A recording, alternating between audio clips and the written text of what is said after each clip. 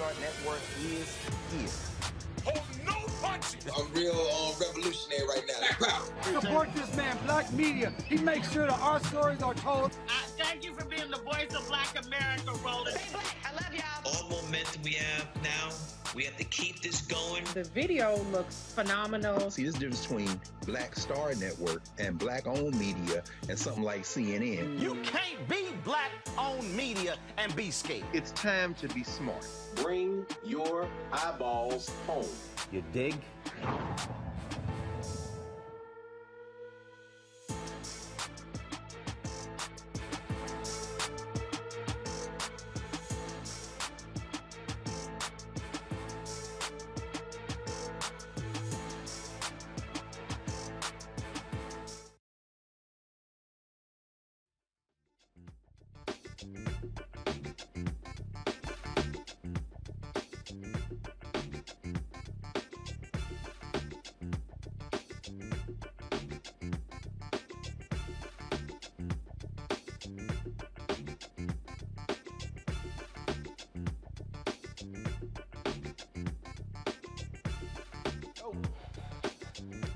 Today is Wednesday, March 9, 2022. Coming up on Roland Martin Unfiltered on the Black Star Network.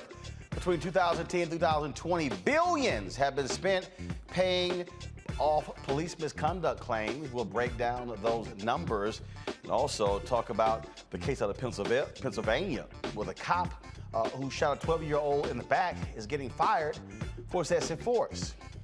How about trying that cop for murder? Oh, I'm sorry, was I clear enough, Dan Abrams? Florida passes the controversial Don't Say Gay bill. The bill, of course, limits what can be taught about sexual orientation and gender diversity in the classroom. Florida State Representative Michele Rayner will explain why the bill faces so much backlash. We'll also show you the remarks of a black state senator there who is saying gender loving and his, of course, impassioned speech on the floor. Vice President Kamala Harris landed in Poland a few hours ago to talk about what the U.S. and allies should do about Russia's Ukraine invasion. And Georgia Republican Congressional candidate Vernon Jones, the fool who was running for governor, but now he's running for Congress, or is he running for United States Senate? I don't know what the hell is, but he's a whack capper. Folks, he has a meltdown during an event. Trust me. You know what? I might make that a crazy as white people segment. Also, folks, Lay's potato chips might have some explaining to do after releasing their new chip bag that looks real similar to Rap Snacks. We'll have the CEO of Rap Snacks here to find out what's going on. And in our Tech Talk segment, a black-owned government payment platform is helping folks pay their debts without penalties. The CEO of Promise Pay will explain how it works. It's time to bring the funk on Roland Martin Unfiltered, right here on the Black Star Network. Let's go. He's got it. Whatever the biz, he's on it. Whatever it is, he's got the scoop, the fact, the find. And when it breaks, he's right on time and it's rolling. Best believe he's knowing. Putting it down from sports to news to politics. With entertainment just for kicks, he's rolling. It's on go, roll, roll, y'all. It's Roland Martin, yeah. Rolling with Roland now. He's funk, he's fresh, he's real, the best, you know he's Roland Martin now.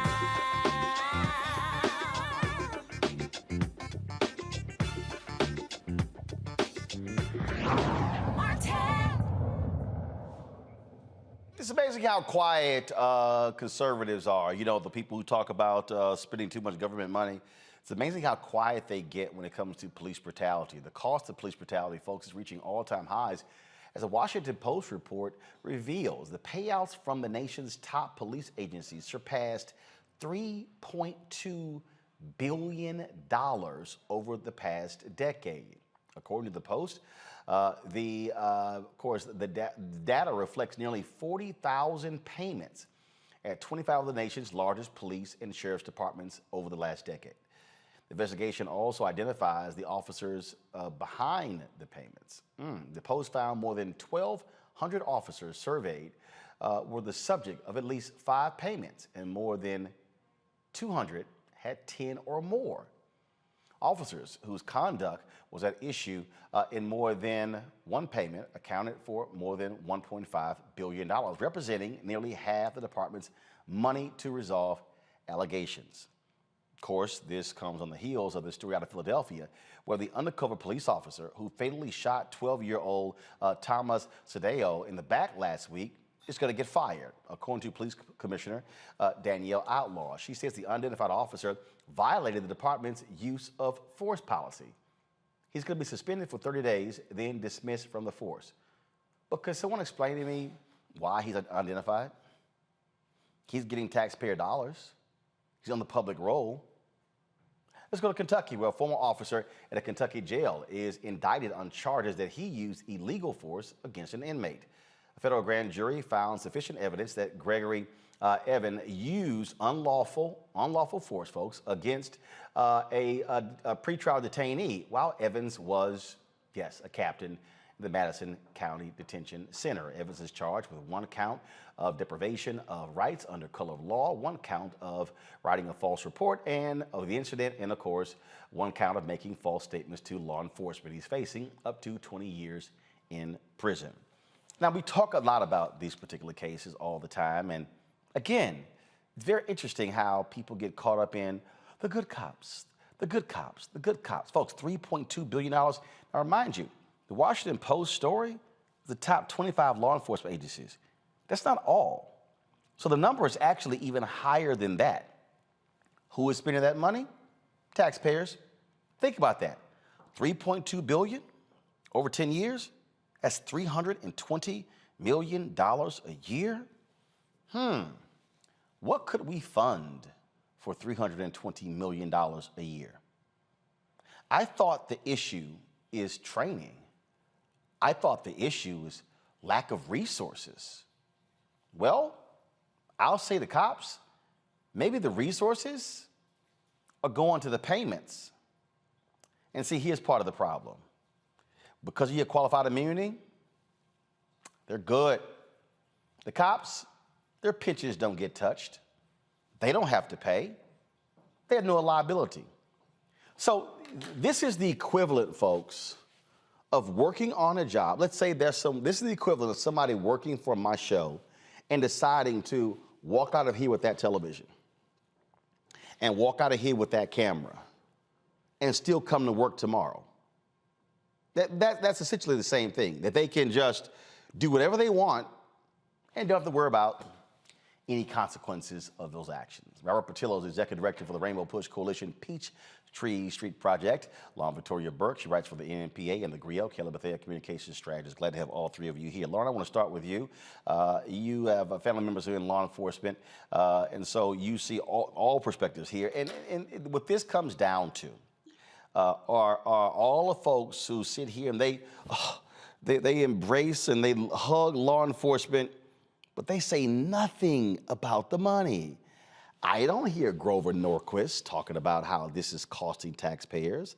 I don't hear Republicans complaining. I mean, you hear them talking about, oh my goodness, what is going to be the impact on budgets in Congress? But I don't recall hearing any conservatives decrying how much money taxpayers are spending for brutal cops. Yeah, sure, Roland. Your points are very well taken with regard to the expense, and the Washington Post story was very well documented. The thing I think that is sort of left out of the discussion is how dangerous police work has become in this country, where we have more guns than people, and we have a national FOP that for some mysterious reason will not speak out against any sort of gun control. So it just makes it difficult for police to do their work and not be thinking that they're going to walk through the wrong door on every single call. And for sure, there are so many examples, as we all know, of police brutality that have been, documented, well documented by you and so many others, and they shouldn't happen. It's no excuse for any of this. But increasingly, when you have a situation where it becomes a more dangerous job, you do have these mistakes that are high stakes. These are not, the police are not just your average government employees. Obviously, they have the right to take people's liberty away. When they make a mistake, it can be a very big mistake to cost somebody their life. And that's why we see these huge damage awards. There was actually one just the other day in Virginia, down in Portsmouth, for $11 million because somebody was killed during a police chase. But, you know, today in Washington, D.C., there was a doctor killed who was working at Georgetown. He was carjacked at Florida Avenue and 18th. You know, policing has become difficult. Our society has become very violent, frankly. And these mistakes, I think, are largely not only the result of racism in our society and systemic love for law enforcement and all that, but it's also the fact that police increasingly think that they're going to be hurt or injured while doing their job. And there's this sort of overreaction, quite frankly, in a lot of cases. And that leads to these situations as well. I know what I'm saying. I know what I'm saying is unpopular. Yeah, but here's the deal, though. I do have a lot of cops in my life, and I do hear their perspective often. And I think that it's a job. Policing is a job that most people don't have to do. Most people don't have to do the shoot, don't shoot drill. Most people don't have to make a life and death decision with their gun. So I think it's something that we need to think about when we think about policing as a whole. But it's not always life or death. And the lead item right here in the Post story, Robert, details cops in Detroit busting through this man's door and saying had a search warrant for looking for illegal drugs. He read the warrant. It was the wrong address. We can go, if you go down the line, look at a lot of these cases. It's not about the dangerous job. It's literally about idiot cops operating with impunity and not double checking things. Breonna Taylor is dead because the cops there didn't go back and double check the warrant and would have realized the guy they were looking for was already in jail. Was already in jail. And so we see these examples. Oh, gun accidentally discharged. Ayanna Jones, killed in Detroit. Oh, the grandmother hit me and I accidentally shot and killed Ayanna Jones. Come on. Well, Ron, see, I think the more troubling part of it is that despite the billions of dollars that have been spent on these police settlements, that's not enough money. Well, municipalities have simply decided this is just the cost of doing business. They've given the choice between paying out tens of millions of dollars in settlements every couple of years because a cop has committed another atrocity.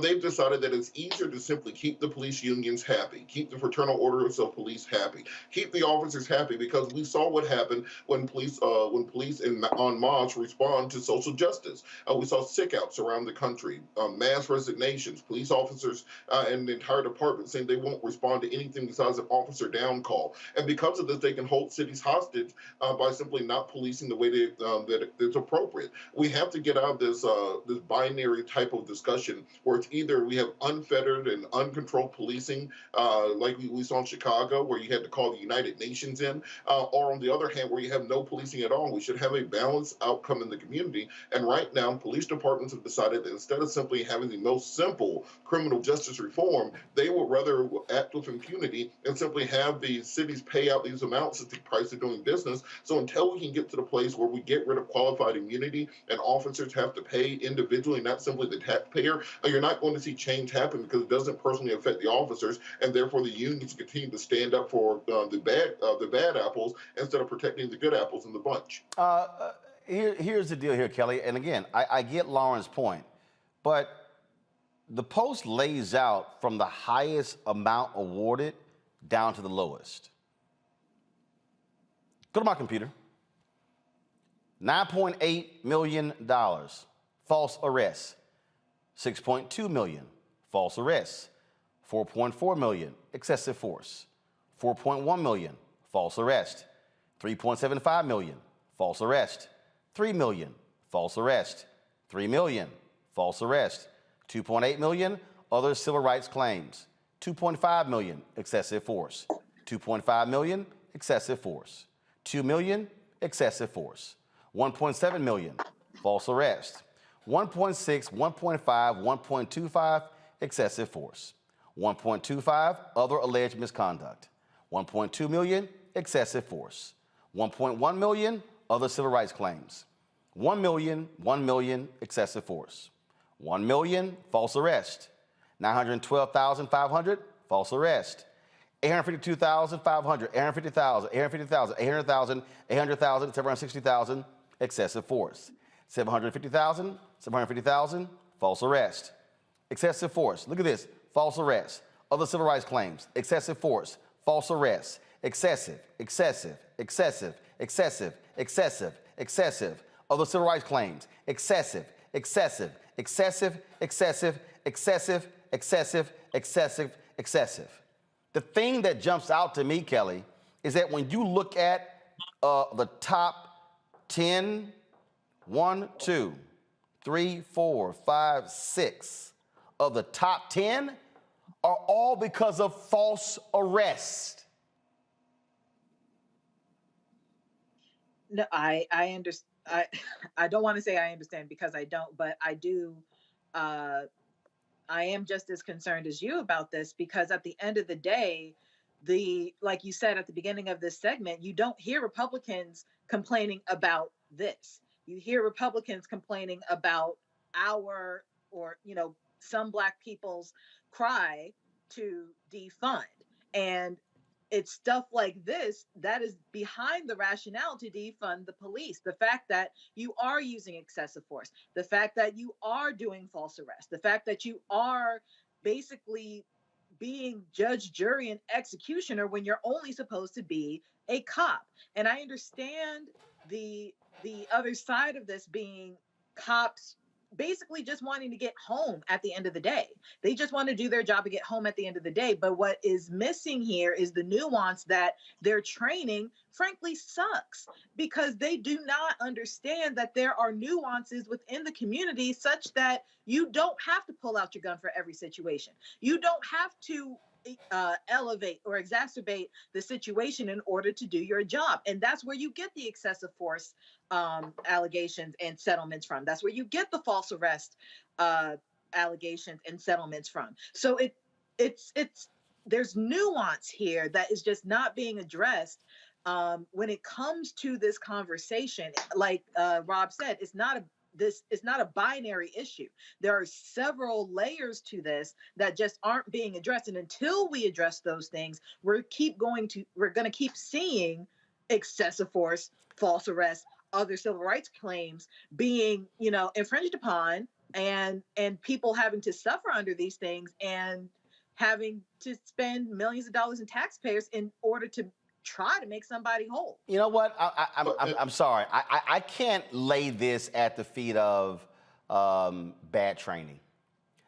I just fundamentally believe, Robert, that what you have, and we've shown enough videos. We have shown a lot of videos on this show in the last 3.5 years, on 4 years of News One Now, 4 years of Washington Watch.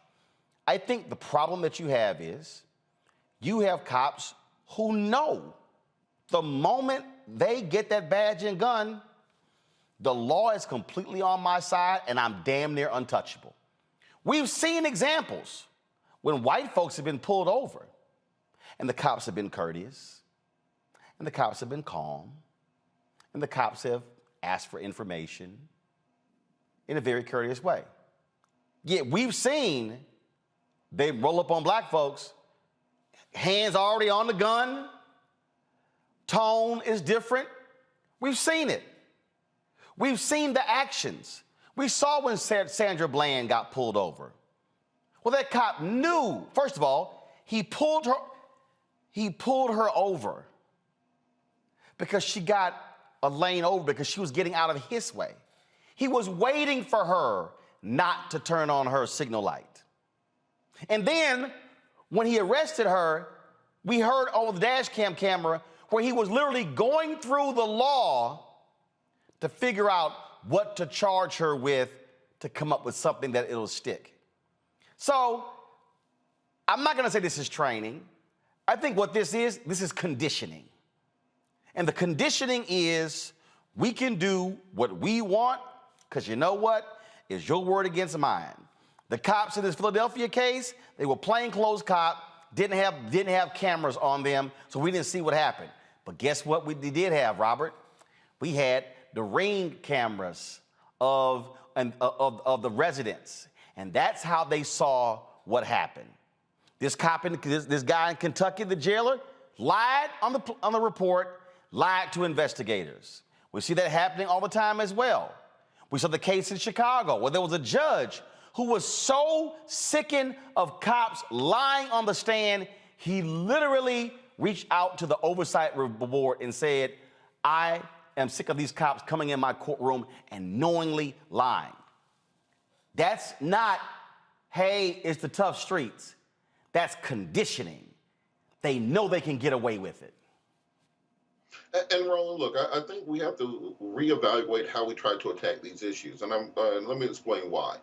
Because we go about this on a case-by-case, individualized basis instead of attacking it systemically. So the same what you read down that list of all the excessive force cases and the false arrest cases, what's going to have to start happening, and we need state legislatures to step in on this and pass laws to give a private right of action to individuals to basically waive sovereign immunity so that you can bring suits of this nature against the state. But once legislators put a private right of action in there, we need class action suits against police departments and jurisdictions. It's one thing to settle a case for $1 million or $800,000 piecemeal one by one. But if you get all those cases and wrap them together in a nice bow and file them together and you get class certification against the state, well, now you're talking about unlimited damages, unlimited torts, punitive damages being available. Remember, that's how the tobacco industry got brought down. Remember, that's how Willie Gary brought down the funeral home business. When you get those large, massive class action suits that really hit them in the pockets, and we're not talking about millions or tens of millions, but into the billions, well, that is when you're going to start seeing these things change magically all of a sudden. But that's going to take courage on the part of victims who often can't imagine turning down a 6-figure settlement in hopes of getting a 8-figure settlement down the line. It's going to fall on the line of state legislators to put those rights of action in place. It's going to go fall on the backs of civil rights lawyers to not run after settlements so often, but be ready to take these things to trial, put the money up front to prove the cases, file this as a class action, and really change things going forward. Lon, the average settlement comes out to be $17,500. There are very few times when it reaches 6 figures or 7 figures. But the thing that also has to happen is, and that is enough with the excuses. I mean, enough with the excuses. Enough with cops covering up for one another. When you had the cops in the Laquan McDonald case who went to the Burger King, they erased the video. They erased it. They looked at it and they erased it. And then Rahm Emanuel and the city fought for a year for that tape not to come out because they knew Jason Van Dyke was lying. And I've said on this show that if a cop lies on their police report, they should be fired. You've got to change the laws where, a cop can't actually give an interview, an investigation till 3 or 4 days later. Or in the cases where, they can examine the evidence before they talk. No. Can you imagine you being on a job and you get accused of theft, and then it's like, I can't talk to you for 4 days, and then, I get to see all of what everybody else said about me stealing, then I get to talk. I'm sorry. That in any other world, that's not called a fair system. Yeah, and in most jurisdictions, these things obviously are illegal. It's obstruction of justice. The question is, will the prosecutor actually prosecute? We all know that prosecutors and law enforcement work hand in hand. The other thing we might want to think about is you'll notice in a lot of these cases, I know this was the case in Tamir Rice's case and so many others, is you have a cop that keeps magically popping up in situations with regard to use of deadly force, and somehow that officer either ends up on another department or stays on the same department and shoots or hurts multiple people, which if we could get to that one. And in some state legislatures, they've actually tried to deal with that issue. Obviously not a training issue. It's a matter of, I think a lot of these jurisdictions, a matter of low standards with regard to hiring is a problem, particularly in smaller towns. I mean, the bigger police departments tend to have some sort of standard with regard to at least 2 years of military or 2 years of college or something. But in towns like Ferguson, you could end up with anybody on the police force. So if there was a national standard put in place, which of course was part of the bill that Cory Booker was trying to pass, the George Floyd Act, that would be helpful to have that. I mean, these are basic common sense things, but as was mentioned, the police union has a ton of power, a ton of political power, and politicians are completely obsessed with never wanting to say or do anything against police officers, never wanting to say or do anything against law enforcement. And there you have it. I mean, it's a difficult paradigm. It really comes down to lobbying and lobbying money. And the fact that we have so many cops in this country, I think 700,000 police officers in this country. So everybody has at least one cop or somebody that they know, particularly if you're a public official. And that complicates the situation as well in terms of passing common sense things that would purge from police forces bad actors. Well, I just think, Kelly, final point here is that you've got to change this whole view that whatever cops want to do, they can do, and the public, frankly, lets them get away with it. And we have way too many district attorneys who are absolutely in the pockets of police unions and don't want to prosecute them.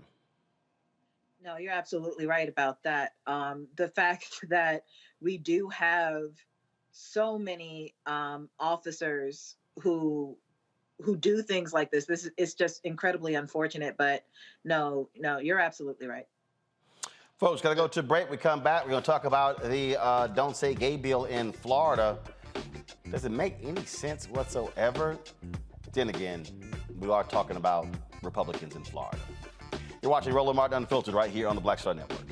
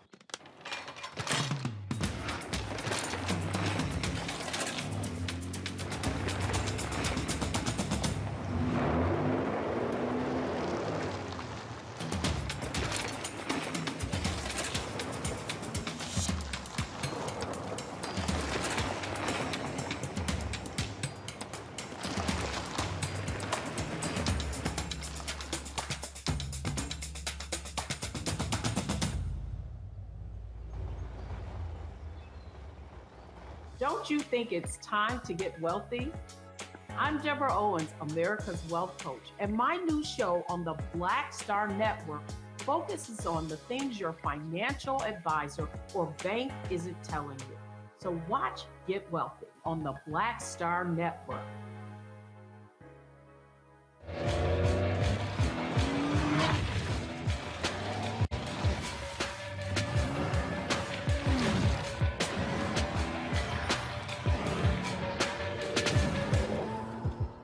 Pull up a chair, take your seat. The Black Tape with me, Dr. Greg Carr, here on the Black Star Network. Every week, we'll take a deeper dive into the world we're living in. Join the conversation only on the Black Star Network.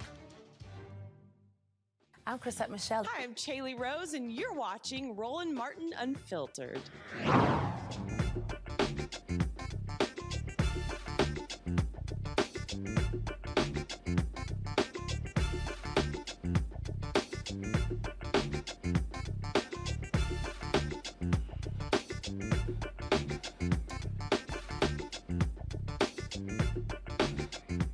All right, folks, let's talk about Florida. Now, it's always crazy things happening in that state, especially when you have Republicans who have a veto-proof majority and control the governor's mansion. Today, they passed the controversial bill commonly referred to as the Don't Say Gay bill. The actual title is the Parental Rights in the Education Bill. It bars discussions about gender identity and sexual orientation in grades kindergarten through third, and limits discussions in other grades. Conservatives say the bill gives parents more oversight about what the kids learn at school, and that LGBTQ-related topics should be left to families to discuss at home. Opponents of the bill warn it could lead to further stigmatization of gay, lesbian, and transgender children. On Monday, one Florida state senator became quite emotional on the floor as he talked about his struggles coming out as a black gay man. So my dad, who is an amazing human being, he wrote a book not too long ago. And the book that my dad wrote, it was inspiring. As most of you know, my dad's a pastor down in South Florida. The book that my dad wrote was inspired by the loss of my brother. But then as I continued to read the introduction of my dad's book for the first time, he just came out about 3 weeks ago, it was also speaking about his disappointment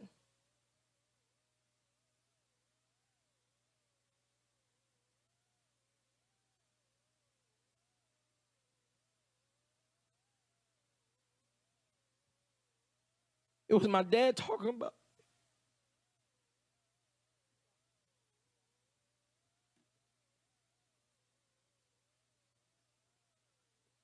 It was my dad talking about his disappointment.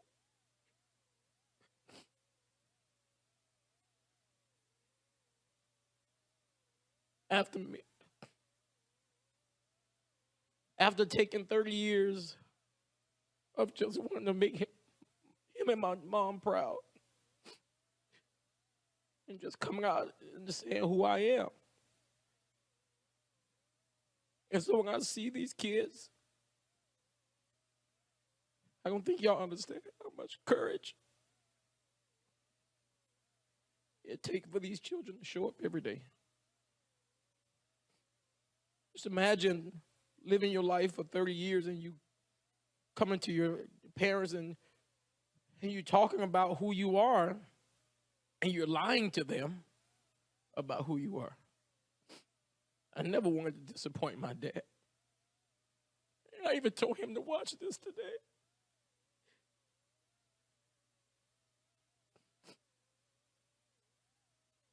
I don't think y'all understand that even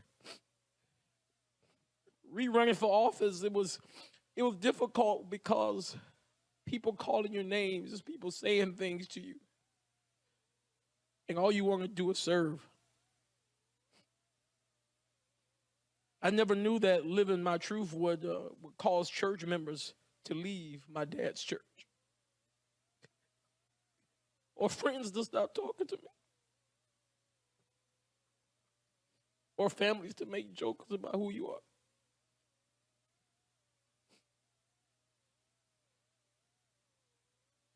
In my heart, I don't believe any of you in here, my colleagues, many of who I've known for years, I believe that we all want to do right. But it seems as if politics we have gone down a road to where we're scared to just step out to make sure we're not hurting people. Joining us right now is Florida State Representative Michele Rayner. Glad to have you on the show. Your opponents say, first of all, those who support the bill say it's wrong to call this "Don't Say Gay" bill. They say that's wrong. How do you respond? Well, first, I'm so excited to be with you. I've been a huge fan, and my mother is very excited that I'm on here with you. Yes, I understand in the plain reading of the bill, it doesn't say "don't say gay." But when you are, singling out a group of people, when it says you cannot talk about sexual orientation or gender identity, you're basically saying "don't say gay." It's semantics, right? And it's interesting. It's called the Parental Rights Bill, but all of the parental rights that is in this bill have already been codified into law. They were passed last year and before then. And this is basically a bill that singles out and marginalized LGBTQ youth and their families. So Okay, so what is the rationale given for why this bill has been passed? Is it all a part of the attacks on critical race theory, this attacks on this whole notion that old parents don't have enough say in what happens in the classroom? You got Republican lawmakers in Florida who literally, in Iowa, who literally want to put cameras in the classroom so parents can see in real time what's happening. I mean, Roland, I think you know, this is the slate of bills that the GOP is rolling out. All of this is a concerted effort. We saw it in Virginia. We're seeing it across the country. So it's not just this Don't Say Gay bill here in Florida, but we also have the CRT bill. We just were debating a voting rights bill. I think we're still debating it right now on the floor. We just did this, we just debated and unfortunately passed an immigration bill. All of this is a slate of bills that is directed at the Republican base, the most extreme part of their base, because unfortunately, it seems that Republican lawmakers don't know how to talk to their voters and their base without making sure that someone else isn't harmed, right? It's all about the red meat. And really what we're seeing in this legislature is that we have both chambers, the Senate and the House, doing the bidding of the governor because he wants to run for president, and we have his spokesperson who is saying the quiet thing, the quiet part out loud, that if you are an opponent of this bill, whether you're an ally or whether you're LGBTQ, you are a groomer and a pedophile. And so we know it's these buzzwords that really is just trying to appeal to the most extreme part of the Republican base. Video here that I'm showing was on your Twitter page. This was from a few days ago. Yes. Where students were actually there in the state capitol. We've seen massive protests by students in Tallahassee and other parts of Florida, and they've been letting their feelings known. And for many of them, they're going to be voting in November. Yeah, absolutely. Absolutely. And I think that, what we're seeing is that these young people, I always say they're going to save us all. They're letting their discontent be known. We know that civil disobedience is a part of this nation's fabric. When I did my debate on the Don't Say Gay bill, there's a point where you just stop talking to the lawmakers in the building with you because they've already made up their mind, right? So I started talking to the people. I started talking to the children and their parents and our constituents and even folks who may not necessarily be personally impacted by this bill, to let them know what's going on and to let them know that there are lawmakers that are fighting for them and believing in them and that they are wanted. And here's the thing, Roland, I think that we also have to think about this as Black folks. We know that if whatever happens to anybody, when it happens to us, it happens to us on a more deeper and bigger scale, right? So we understand that Black LGBTQ youth, they're more likely to attempt suicide and even complete suicide. We know that a lot of times our people don't necessarily have the means to move their children into a school that is more inclusive, or they may not have the means to make sure they have the appropriate therapy, or they may not even have the means to possibly sue a school district if they're discriminating against their child. So we know that this bill is not only going to harm LGBTQ youth, but really the most harm that it's going to do is to our Black and brown babies. Questions up from the panel. I'll start with Kelly. On to the show. I've been following this relatively closely, and every time I read an article about it, it just makes me angry because at the end of the day, the first question that comes to mind is, how on earth is this constitutional? And because I don't see how this speech is not protected. Considering that you are dealing with a class that needs to be protected. And my main concern is, even if it is unconstitutional, the chances of this being overturned by SCOTUS at this point is, slim to none, because we still have a minority of 6-3, even when future Justice Jackson takes the bench. So it's not necessarily a question, but if you can expound upon that a little bit, and just how this is not about protecting children, but preserving bigotry. I mean, I think Kelly, you're absolutely right. You and I both know we're both attorneys. We get it, right? And you know, I've been making the argument, and one of our state senators actually laid out really beautifully in his debate, I think, a real constitutional challenge to this bill. I've said, you know, listen, I know that this bill is written vaguely for a purpose, right? I think it's written vaguely for a purpose, one, because I do believe the bill sponsor and the governor, they want to trigger a lawsuit because they're hoping that our conservative Supreme Court here in Florida is going to side with them and is going to codify discrimination. And, you know, even if it does get appealed all the way up to SCOTUS, to your point, I am concerned about that. And, you know, this is not the first unconstitutional bill that we've passed in this legislative session.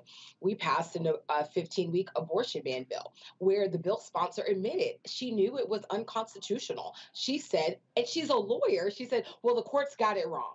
And so we're going to pass this bill in hopes that SCOTUS upholds the Mississippi, you know, ban, and then we'll be able to kind of slide on through.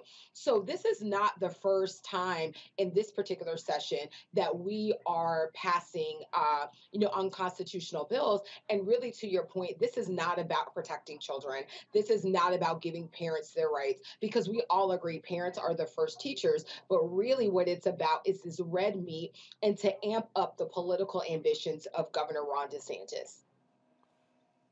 Lauren? So in the language of the bill, the Republican argument seemed to be that we should be talking about math and teaching kids how to read K to third. That whole argument about, you know, why are we even talking about this from kindergarten to third grade? So my first question is there any sex education at all in the Florida school system? And the second question is, I suspected the answer was no to that. And the other thing is, did the language in the bill make it illegal for kids to be talking to each other, or was it just class instructors that cannot bring this up K through 12? Thanks so much. Yeah, so I think your questions are great, and they actually go to the crux of the issue. One, there is sex education that's outlined in the Sunshine standards that we have, and that airs more towards abstinence. And so what I really also want to point out, in the bill, it says K through 3 or age appropriate. So when I asked the bill sponsor, what does age appropriate mean?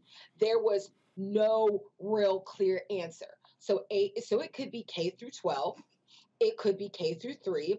And then there was no clear answer of who decides what age appropriate is, right? So once again, you have that ambiguity that goes back to Kelly's question about being able to challenge this and being able to cause a lawsuit. Then we're thinking about, you know, to your question, does this stop children from being able to talk to one another? That was specifically asked of both the bill sponsor in the House and the bill sponsor in the Senate. And once again, there was no clear answer. And what we're really concerned about is that if you have a child that comes in, and people who have younger children know that you do the, you know, tell me about your family story, right? And so you say, okay, I'm little Johnny and I have 2 mommies. And you do your, you know, your family history. And, you know, little Sally says, well, why does little Johnny have 2 mommies? What is the teacher supposed to say then? And when that specific question was asked in 100 different ways, each bill sponsor in both chambers had no answer for that. So once again, I believe that this bill is vague purposefully to once again challenge to have a lawsuit with hopes that our conservative Supreme Court here in Florida will codify and will put their stamp on approval of Ron DeSantis and this Republican legislature's bigotry. Robert? Thank you. So I think for the people who aren't following the bill and haven't followed this legislation closely, could you kind of articulate just how draconian this is? Because things like the reporting requirement, if a child comes out to a teacher, they are forced now to report that to their families. Can you talk a little bit about just how deep this goes? Because it's not something you can't talk about it. It's as if they're trying to deny the existence of gay people writ large. I mean, I think your point is absolutely right. And this bill is really regressive. And there are, at first there was an amendment that if a child came out, that even if the teacher knew that there was going to be abuse, abandonment, or neglect, they still had to tell the parents, right? And so we had to defeat that.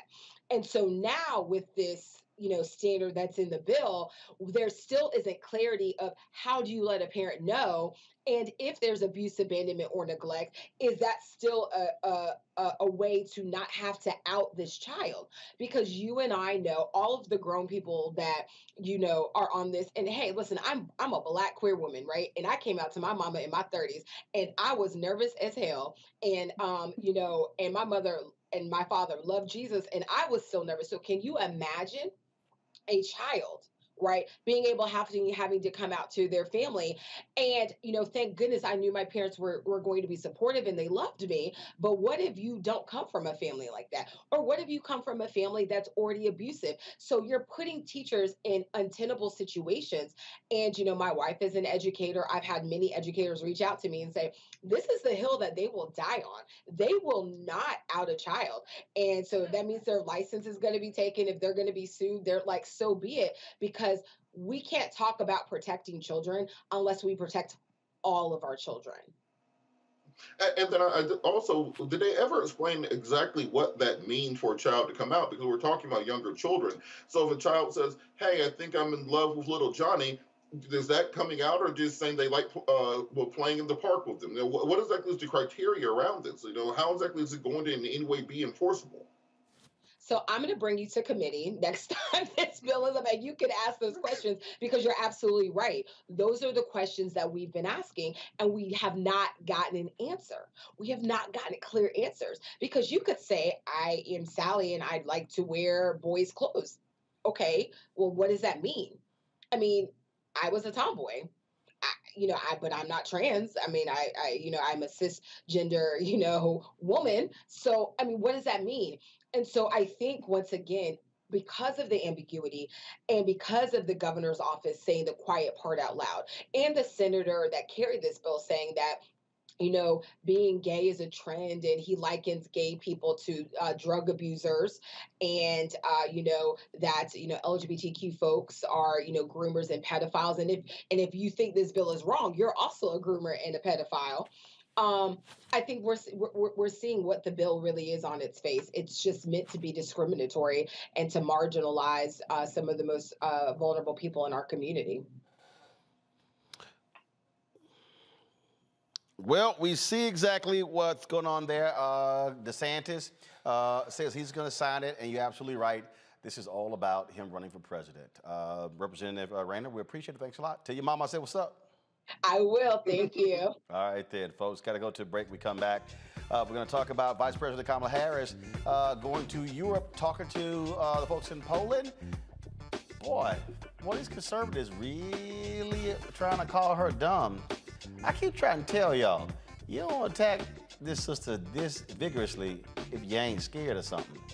Also, we'll talk with Alicia Garza about the Black Citizens Project as they want to get the thoughts and perspectives of more than a couple 100,000 African Americans about the issues they care about the most.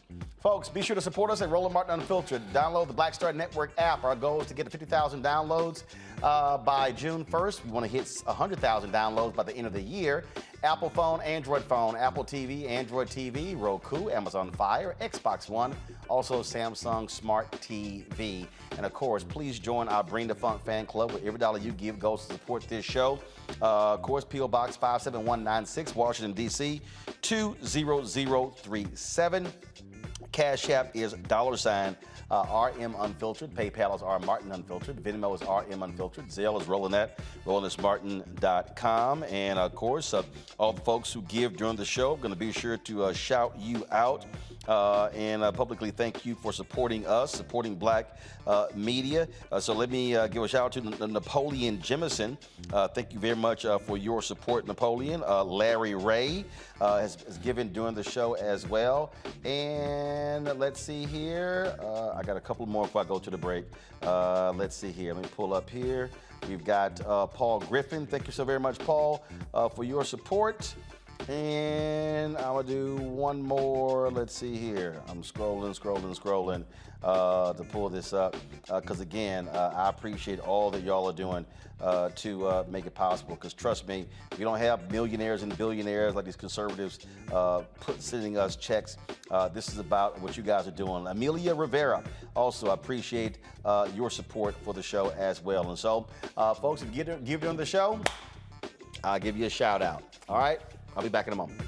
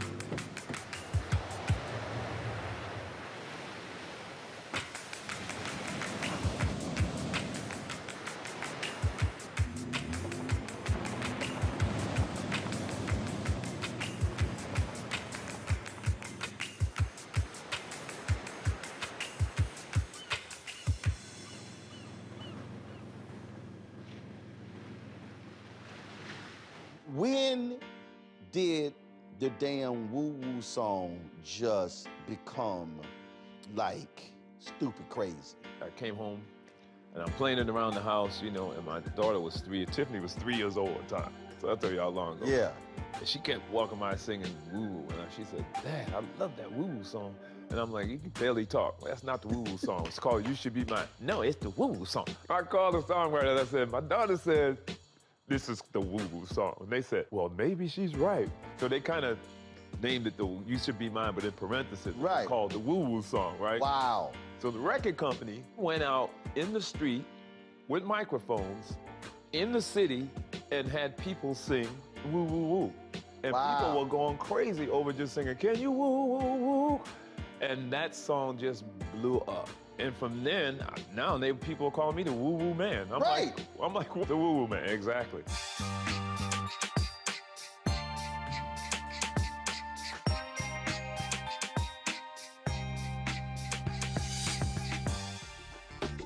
All right, folks, we want y'all to support, of course, watching that Rolling with Jeffrey Osborne. Today is Jeffrey's 74th birthday. And so he still sounds like he did a long time ago. So trust me, I think you're going to enjoy that conversation with the great Jeffrey Osborne. All right, folks, let's talk about our next story, and that is the Black Census Project. We told you about this last year. The Black Futures Lab, they've been conducting this Census Project 2022 to find out what Black folks care about the most. Now, the website, and you go to the website, their goal is to get 200,000 African Americans and get their information about various topics, including generational oppression and police violence, inequities in healthcare and economic access. Alicia Garza, the principal of the Black Futures Lab, joins us from San Francisco. Glad to have you back on the show, Alicia. I can't hear. What's up? I think you're on mute. How about that? Lord, nah. See, why is it every time? Why is it every time you got to have a technical issue with me? It's my signature. All that work I put in trying to get you straight on your technology, Lord have mercy. You know, blame it on me being in the middle of a move. But as I was saying, thank you so much for having me. It's great to be on with you today. All right, so let's talk about this here. First of all, last time y'all did this, how many folks did you have respond? The last time we did the Black Census was in 2018, and we had over 30,000 respondents from all 50 states across the nation. What we're so proud of with this survey, Uncle Roland, is that it is currently the largest survey of Black people in America in 157 years. This year, we're shooting for 200,000 responses, which would break our own record of being the largest survey of Black people in America. Now, Black people, when we see polls and surveys, Black folks say, didn't nobody call me? Well, here's a perfect example. You don't need to be called. You can actually fill it out yourself. Exactly. This is what's so great about this survey. It's quick and it gets right to the point. We don't sell your information. In fact, you opt in to giving us your information. We don't collect anything personal unless you want us to have it. And what we do in this survey, Uncle Roland, is we're talking about the things that Black folks care about. We want to hear from you. What are you experiencing every single day? What do you want to see for your future? Some of the new questions that are coming up in this survey include talking with our communities about COVID-19 relief and recovery. We're also talking about white nationalism and asking about experiences with that. We are also very much wanting to know about where it is that our communities take political action. What we know is that we're coming up on a midterm election that has incredible consequences for our futures. And there's a narrative out there, right, that we just don't care and we don't participate and we're just fed up with everything. But the fact of the matter is, our communities are mobilizing, we're active, we're engaged, and so we want to be able to also tell that story. What we're going to be doing with this data is making sure that we are compiling it into a revised and updated Black Agenda 2022, which we will use to activate and energize Black voters in our priority states and across the country to turn out to vote, not for personalities or politicians, but for who is going to best represent us on the issues that we care about. But I mean, the other reason why, again, this is important is because when it's done, when y'all are able to say this is the most extensive survey on what Black people think. Now, here's the question. How do you verify that Black folk are actually filling a survey out? We have a very active presence on the back end of the survey because we know some people are out here trying to cat off and skew responses and put in fake things and whatnot. But we do a lot of work on the back end to filter out responses that we know are trolling, and we pay a lot of attention to what's coming in. We're not, we're trying to make sure that this data is very much dependable. And we're not just collecting data online, we're also collecting data in person, face to face. So in just a couple of weeks, we're going to be unveiling our Black Census Project organizing trainings in our priority states, which include California, Louisiana, Wisconsin, North Carolina, and Georgia. And what we'll be doing there is training locally based, Black-led, Black-focused grassroots organizations to take these surveys out into our communities. We're doing focus groups with communities that are often traditionally left out of surveys like Gallup polls and things like that. We want to hear from folks who are living in rural areas. We want to hear from Black people who are migrants to this country. We want to hear from Black folks who are currently and formerly incarcerated, and on and on. And so what that takes is peer-to-peer contact. Oftentimes those traditional polls don't reach folk like that, but we're going to go out into our communities and make sure our voices are counted and that our communities' experiences are heard. All right, let's see here. Questions from our panel. I'll start with Lauren. Hey, Alicia, nice talking to you. Good talking with you. I just wonder logistically how you do this. You obviously know 40 million Black people in the country, and the government census costs billions of dollars. How do you feel confident about getting enough responses when obviously the goal being 200,000? I don't know nothing about math, but can you take that 200,000 or 30,000 and then be able to say accurately that it reflects 40 million people? Like, how do you handle that? Thank you so much. Yeah, thank you for the question. It's excellent. And you're right. This is a massive undertaking. We have, the government census, which costs billions of dollars, and they still can't figure out how to get to our communities. But that's the problem. It's that they don't activate us to activate each other. And they continue to kind of form questions and stories about this project, their project, in such a way that leads us to be distrustful. What's unique about our process is that it's about us by us and for us.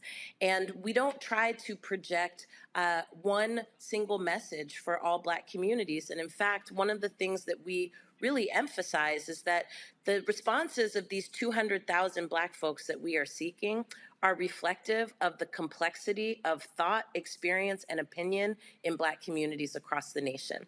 We couldn't pretend to speak for all Black people, but we don't even try to. What we want to do is make sure that all of our communities are being engaged, that our experiences are at the forefront of shaping public policy, and this is the first step in doing so. Thank you. Robert. Thank you so much for joining. Thank you for everything that you're working on. So in 21st century, data very much is the new natural resource. It's the most important thing, frankly, that companies can have. How will this information help to shape things like public policy, legislation, how we interact with corporate America by gathering this amount of data about Black America? What this data allows us to do is dig into the complexity of Black political thought, experience, and solutions. What we've done with this data over the last 4 years is we've translated it into good public policy, and we do that in a few ways. Number one, through our Black Agenda, which looks at the core issues that Black people in America are identifying that they want to see dealt with, and then also the solutions. And we turn that into policy language that can be moved in cities and states across the country. And in fact, even with this new administration, we used some of this data from the Black Census to impact and influence our Build Back Bolder agenda. And we had several conversations with various levels of the Biden-Harris administration about public policy that would reflect the needs and dreams of Black communities across the nation. We also at the Black Futures Lab and the Black to the Future Action Fund use this data to inform our Black to the Future Public Policy Institute, where we tap grassroots community organizations across the nation, and we train them on how to turn these issues into public policy that rewrites rules in our communities and makes life better for us.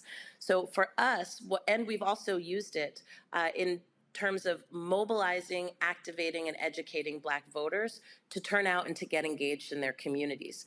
One of the things we heard most commonly in 2020 as we were getting voters to turn out was that they really weren't impressed with politicians. They really wanted to understand, what are you going to do about the issues that we care about?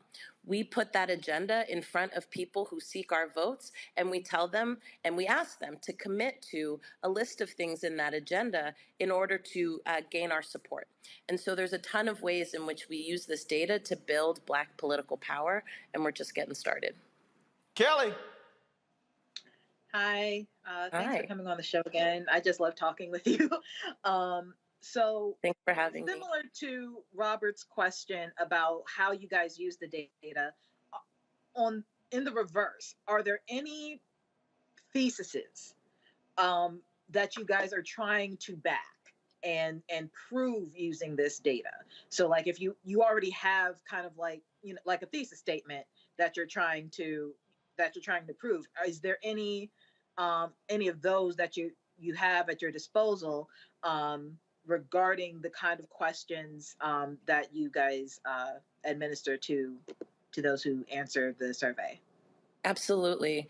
I mean, we have some assumptions, and we want to use this data project to test those assumptions. Every month, every other month, we do running polls of Black people that we call temperature check polls.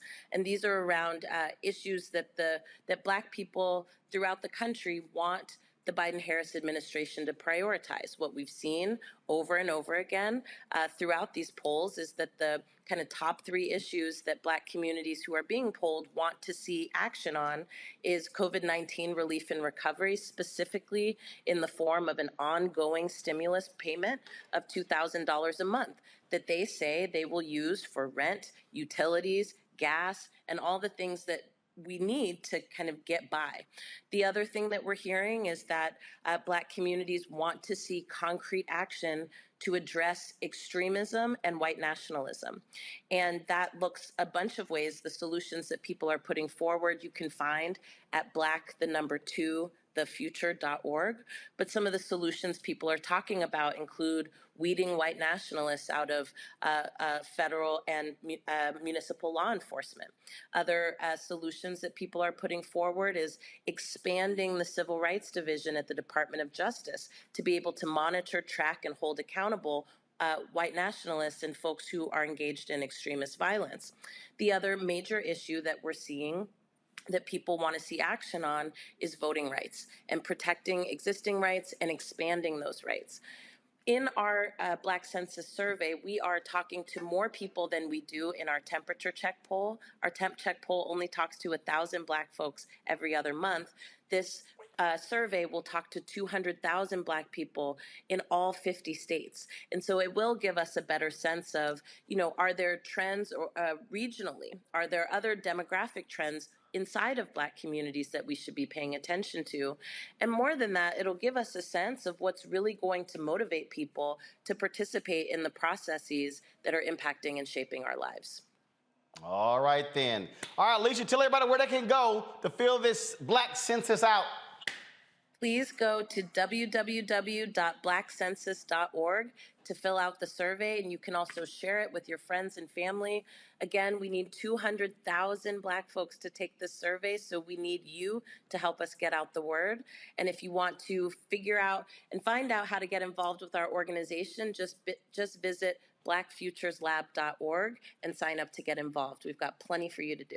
All right, Alicia, I appreciate it. Thanks a bunch. Thanks for having me. All right, folks, got to go to a break. We come back on Roland Martin Unfiltered. We'll talk about Vice President Kamala Harris going to Poland. Ryan Coogler got arrested for trying to withdraw his own money. Really, Bank of America? That's how y'all do it, brother, in Atlanta?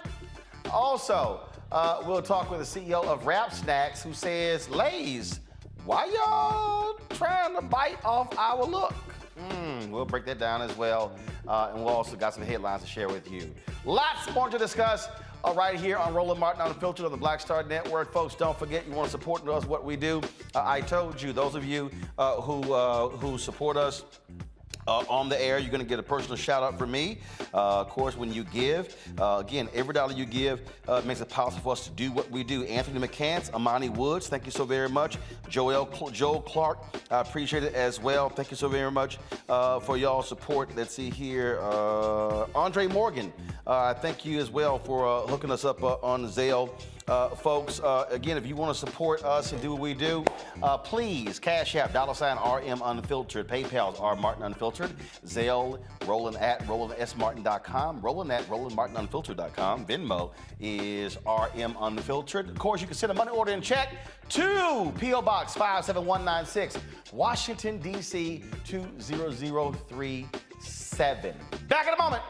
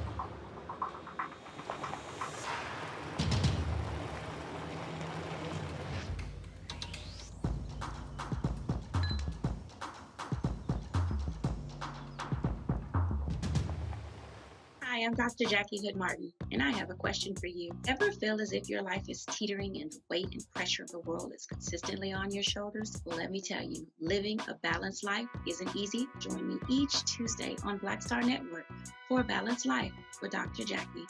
We'll laugh together, cry together, pull ourselves together, and cheer each other on. So join me for new shows each Tuesday on Black Star Network A Balanced Life with Dr. Jackie.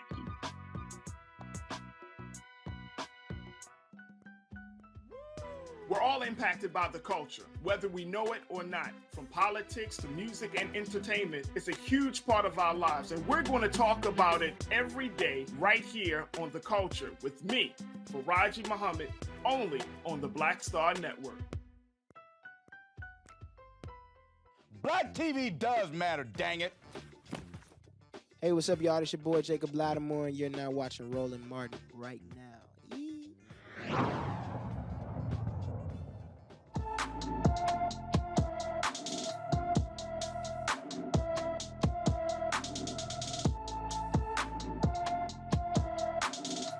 Joseph Johnson was last seen in Brainerd, Minnesota on February 28th. The 13-year-old is 5 feet 10 inches tall, weighs 135 pounds, with black hair and brown eyes. Any more information regarding Joseph Johnson's whereabouts, please call the Brainerd, Minnesota Police Department at 218-829-2805,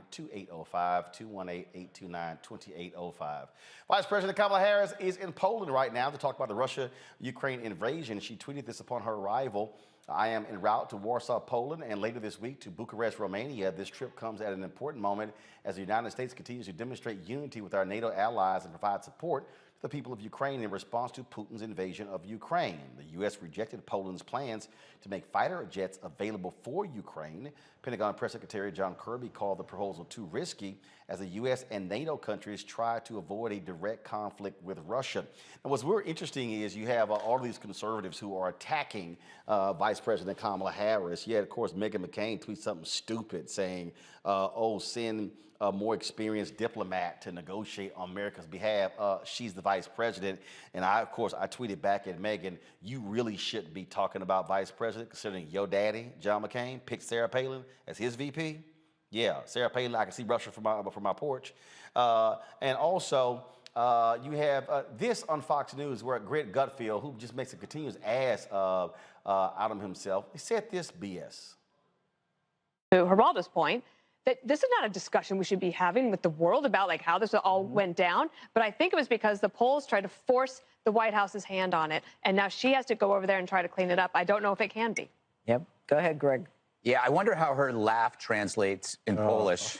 That's mean. It is mean, and I'm going to get meaner. She is supposed to be delivering a 3-part message. Did you hear that? A 3-part it's like a book report, I imagine. Part 1 is the intro, part 2 is root causes, and part 3 is the index. Right?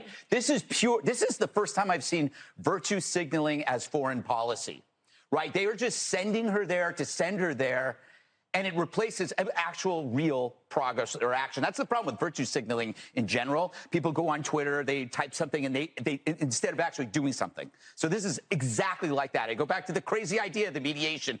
Why not do an audacious diplomatic act where you send people of actual grand substance, 2 American presidents, Obama and Bush, or Obama and Trump. What a road picture that would be. Yeah. And they go and they meet with these 2 guys. And what that does is it solves some issues. You might get a ceasefire out of it. You give the proper deference even to the madman or the evil man, and you might actually get somewhere. This is just, as I think it was used, it's a kind of a slap in the face. You're sending the least qualified vice president ever to do something in the first ground war that we've seen in Europe in decades, and this is how we respond. This is pure virtue signaling, meaning it's entirely worthless. I just think we should get Obama and Trump on the same plane together just to do that. Yes. This is the wackiest idea I've ever come up with.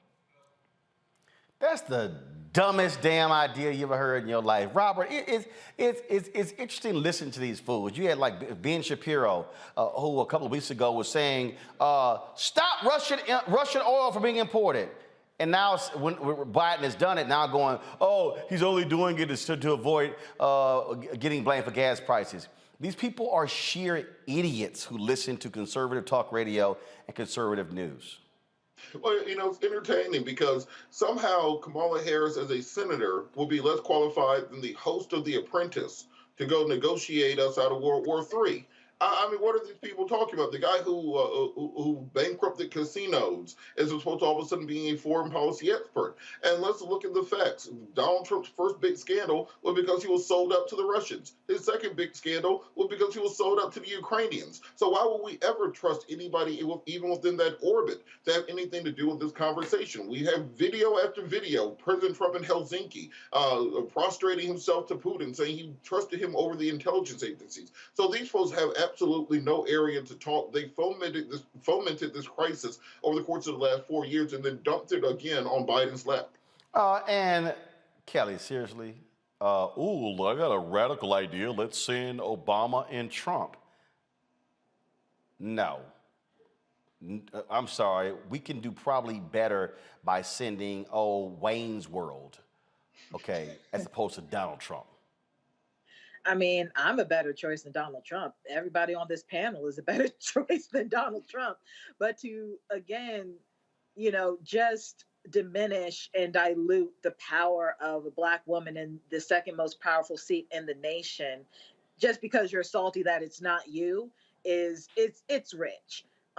If anything, just by way of her record and her career up until this point, Kamala Harris might actually be the most qualified vice president we've ever had in the history of this country. Her being a Black woman is just another accomplishment on top of that, as far as I'm concerned. And she was born into that. So meanwhile, this man has, I don't even know his name. All he has is Fox News, which more or less is a farce of a news network in the first place. I ascribe to the saying, I ignore ignorance. That's exactly what I do when I see clips like this regarding the Vice President of the United States or any powerful Black person who this white man could never. And Lauren, it's amazing listening to some of these fools who clearly have never read anything. First of all, NATO is an alliance. And the way it goes, if a NATO country is attacked, then all are attacked. So the reason they said no to Poland is because if Poland sends Polish planes for Ukraine, that means NATO is now fighting Russia. If NATO is now fighting Russia, the United States is fighting Russia. And this is, again, clearly none of these people paid any attention to government class growing up. Roland, and even if they did pay attention to government class growing up, it doesn't matter. The reason that they're attacking Kamala Harris is that they are scared of Kamala Harris. And if you notice... Okay, hold on, y'all. It's Kamala. You and Robert said Kamala. It's Kamala. Her name is Kamala. Okay, go ahead. Thank you. Okay. And it's Vice President Kamala Harris. It's Kamala. You learned that on the plane. No. I've known it for a long time. It ain't Kamala. It ain't Camila. It's Kamala. Okay, I got it. It's Kamala. Okay. So the reason that they're attacking her is they're afraid of her. You'll notice that the stupider the people are, the more the attacks, the Greg Gutfelds, the Tucker Carlsons, because they can never be her. If she retired tomorrow, they still would never do more than what she's done already in her career. She was the AG of California, and then she was a U.S. Senator from California. Now she's the Vice President of the United States. And they know there's probably going to be some sort of inter-family discussion in the Democratic Party as to whether or not Joe Biden is going to go again. Obviously, he probably will. But, there's a chance that it could be her in 2 years. You never know. And even if it isn't, there's a chance that it could be her in 6 years. They know that. So every move that she makes, everything that she does, they criticize no matter what. It is jealousy. It is trifling. It is embarrassing. And they'll never be where she is in the spaces that she's been. And it kind of reminds me, I forget whether it was Serena or Venus Williams, but they, I think it was Serena. They had a press conference and, finally, she did an interview where she basically said, look, these dumb questions that I get from reporters, I realize I'm answering questions from people who can never do what I've done in my life already, can never achieve what I've achieved. That's the position that Kamala Harris is and Ketanji Brown Jackson are in. They're constantly having to deal with people who are never going to do the things that they have done, and they know it. And they're ticked off. They're pissed off. You know, they're jealous. And so it's interesting to watch because, I mean, to Kelly's point, I mean, the stupidity of what we just watched over the last 4 years. We just had the stupidest president in American history in that White House for 4 years. This is the guy that got up in front of everybody and told people to inject disinfectant into their veins for COVID. I mean, he's an idiot. And so none of them can speak to intelligence one way or the other. But for them to defend that and ignore it and then criticize Kamala Harris is outrageous and embarrassing and stupid. Deep down, they know it when they go to bed at night and stare into the darkness. They know that this is all nonsense. But what they're really afraid of is her becoming president of the United States. It's the caucasity. Yeah, I mean, that's all it is. And again, you sit here and you keep seeing the craziness as well. And then also, people, can y'all stop buying this silly stuff? Cheryl Lee on YouTube just said, Kamala Harris incarcerated more black men than all previous attorney generals in California. Y'all, you're the victim of a Russian troll farm.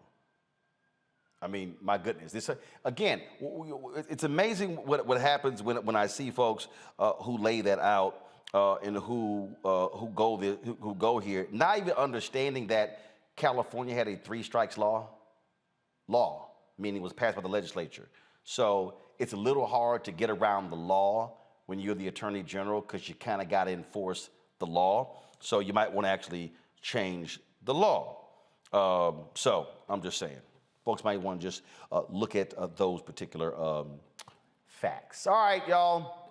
So let's talk about, first of all, I'm going to do this let's talk about business, and that is Lay's. Now, many of us eat potato chips, but you know, when you're out there marketing, when you're out there trying to sit here and get your thing going, then you could sort of walk into a little fundamental problem. Well, my next guest says that Lay's is infringing upon their look. So Rap Snacks, they say that it's amazing how similar Lay's is copying their style, if you will. And so let's break this thing out. Of course, this is the bag right here where they're honoring Argentinian soccer player Lionel Messi. And of course, they look really similar to Rap Snacks Rap Icons series. And so joining us right now is the founder and CEO of Rap Snacks, James Lindsay, joining us from Miami. All right, James. So what's up? So you're saying that Lay's, y'all couldn't get creative? You took out. You really think that they're taking the style from Rap Snacks? Well, let me first and foremost say this, Roland. We didn't know anything about what they were doing until our consumers actually talked about it on Twitter. And when we started to look at it, we really said, wow, this is pretty similar to what we're actually doing in the marketplace. And this is not new. I mean, anytime that you have a company like Rap Snacks who is really disruptive to the marketplace, you're going to have these major companies that are going to try to really bite, the image and the style, from your packaging as well as flavor profiles. But it's very similar, and we think so. All right, and so so here's the tweet. So go ahead and pull it up, y'all. Here is the tweet. That he says here, a lot of y'all have tagged me with the bag on the right, asking if we collab or if I'm consulting or working with him. The answer to both is no. The bag on the left are my Rap Snacks Icon series, designed featuring Biggie, Master P, and Snoop. The right is their GOAT edition. Have y'all reached out to Lay's to say, hey, what up? Not at all, Roland. I mean, we know what's going on. Like I said, Rap Snacks is a disruptive brand. We are innovative. We're definitely doing very well in the marketplace, and we know that they're going to protect their market share any way they can. So we're prepared and we're ready to move forward with, some of the things that we're doing to keep innovating the marketplace. And so no challenge to them, no cease and desist. You're just simply saying, hey, we see it, but we're just going to keep moving. Yeah, we're going to keep moving because, when you are you're very successful and you have somebody, as a giant, brand that they are, copying you, it tells you that you're doing something right. So we're going to keep doing what we do right, keep moving forward, and we'll see what happens in the future. First of all, in terms of Rap Snacks, how are you guys doing in terms across the country? How are your sales going? The sales is going phenomenal. We're growing leaps and bounds every year. Like I said, people are enjoying our brand. They're particularly enjoying, the flavor profiles and really, the supported difference of what we're doing every day. And we're bringing, something to the market that hasn't really been done. It's a contrast to what our Black imagery has been, for years, and where you talk about the Aunt Jemimas and Uncle Bens, which has really been a mockery, of our race. We're doing something that, people can look up to and say, hey, we're actually promoting, this artists who are really great business people, and we're creating, role models in the next segment of branding that will come right behind us. One of our YouTube folks said, wait a minute, I thought Master P owned Rap Snacks. Master P is a partner with Rap Snacks, but James Lindsay, which, I started the brand, I own the brand, he's a partner with our brand. And how many states, how many stores you guys are now in? We're in every store you can name. We're in Walmart, we're in Target, we're in most of the convenience store chains around the country. Like I said, we're growing, very fast, and this situation is really just telling us that we're headed in the right direction. All right, James Lindsay, Rap Snacks. I appreciate it, man. Thanks a lot. Thank you, buddy. I appreciate you. All right, folks, when we come back, more of Roland Martin Unfiltered right here on the Black Star Network.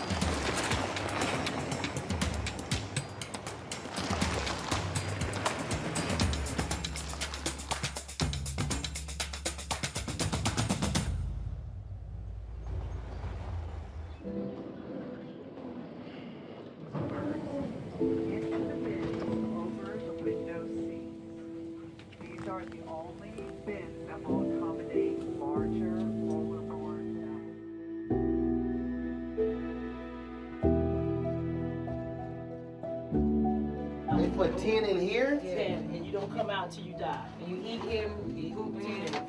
Oh my God.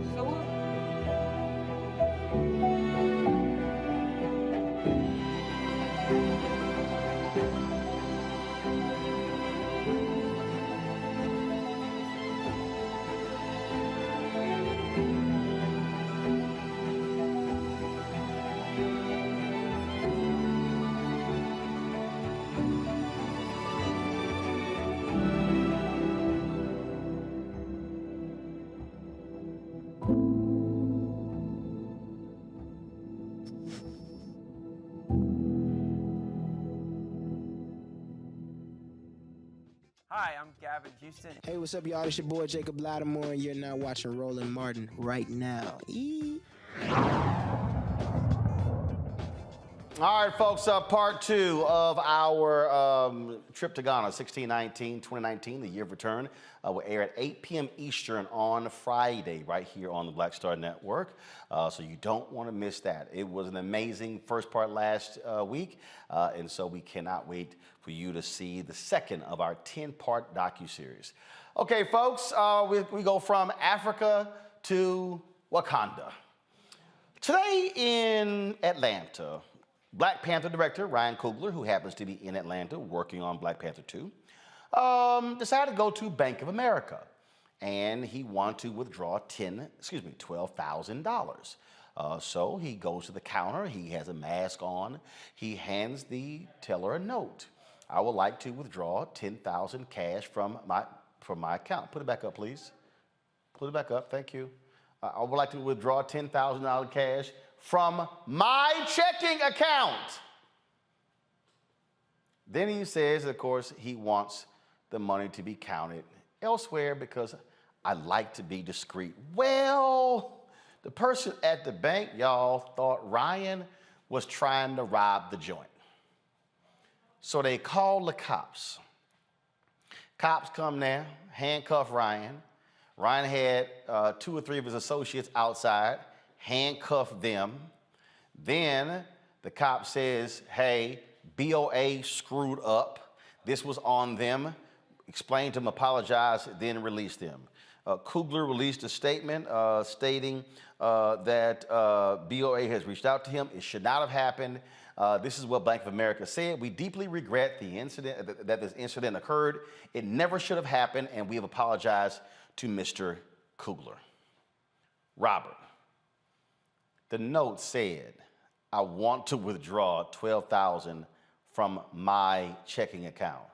How in the hell does that go, hey, black man trying to rob the joint? Look, this is just part of being African American in this country, and particularly being a black man, with the way that this country sees you. Let's understand, when we talk about white privilege, for some reason people think that we mean you don't, that just by being white, things will be perfect for you.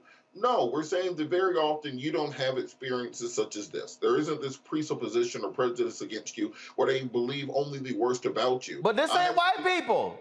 But the teller was black. I understand that. What I'm saying is that it's so deeply entrenched in our culture, in our media, in the way that black men are seen in this country, that there's a presumption of criminality that takes place. I had a very similar experience like this happen to me when I was cashing a settlement check from a case for $100,000. The next thing I know, there are 4 police cars outside in Atlanta. So this is a systemic problem that we have within this country, where when they see a young African American male, their first thing they think is rapper, drug dealer, something criminal, not something that you're a successful black man doing business the way you're supposed to do business. Lauren Coogler said this should have never happened. Bank of America worked with me and addressed it to my satisfaction, and we have moved on. This took place on January 7th. And again, here's Coogler wearing a hat, sunglasses, and a COVID face mask.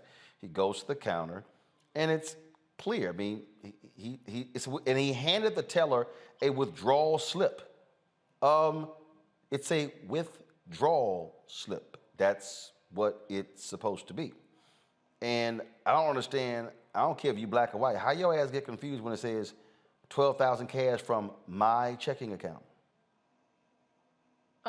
You get confused because you watch too many TV shows and have a wild imagination, and the person standing on the other side of the window is black. That's how you get confused. I mean, it's completely ridiculous. And I'm surprised that he hasn't sued their asses, quite frankly. I mean, there's no way that should have happened. So this is too funny here, Lauren. This is too funny. I'm reading the Variety story. The teller misinterpreted the situation as an attempted robbery when the amount of the transaction exceeded $10,000 and triggered an alert notification from Coogler's bank account. The teller then informed her boss that she suspected it was a robbery attempt, and together they called the police. Lauren, how hard is it to say, sir, could you please present your identification?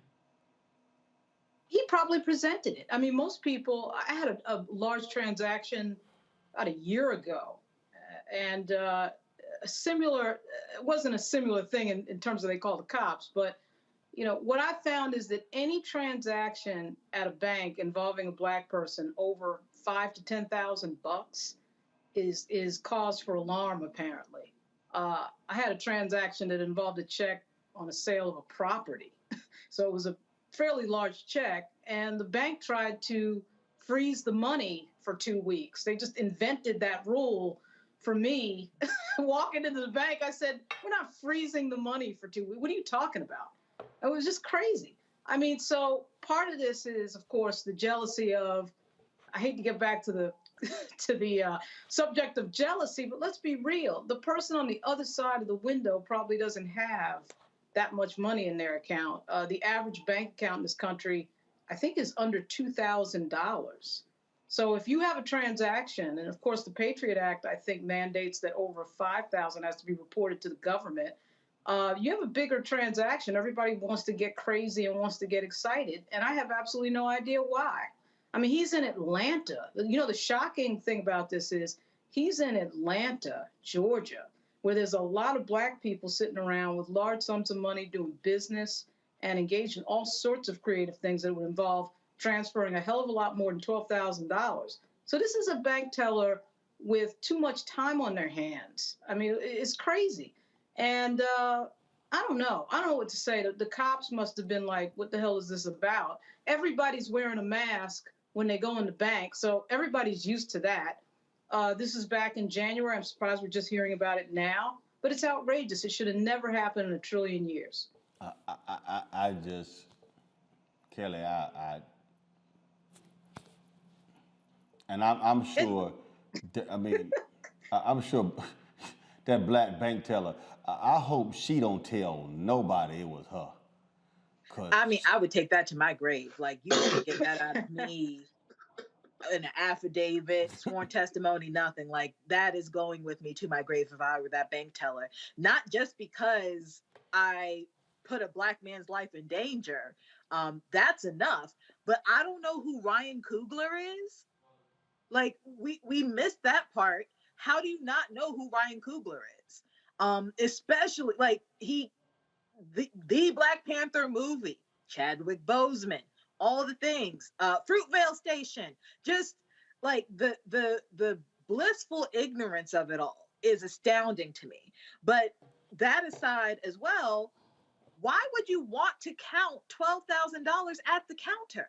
That just does not seem safe to me anyway. So for me, him asking the teller to do that, I would have thought that's protocol. I mean, I'm not balling like Robert and just has six-figure deposits all willy-nilly. So I don't know those things. I'm not at his level yet. I'm going there, praise God.